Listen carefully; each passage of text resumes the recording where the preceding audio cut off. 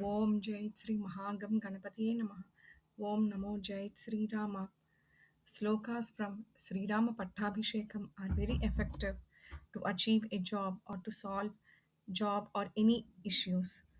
This is like a Sanjeevani mantram. So let us try to hear the slokas from Sri Rama Pattabhishekam from 21 till 25 today and learn them. The text of these slokas are given in the description below.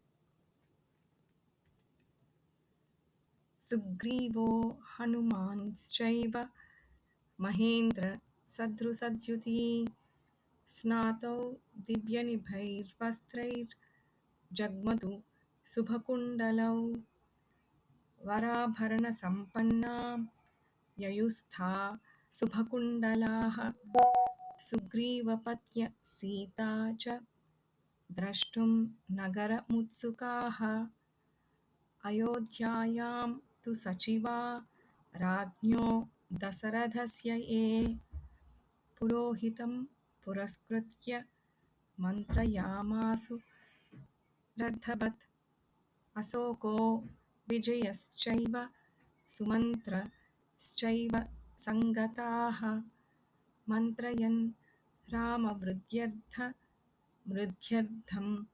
नगरस्य च सर्वमेवाभिषेकार्थं जयार्हस्य महात्मनः कर्तुमर्हथ रामस्य यद्यन्मङ्गलपूर्वकम्. ओम नमो जय श्रीराम.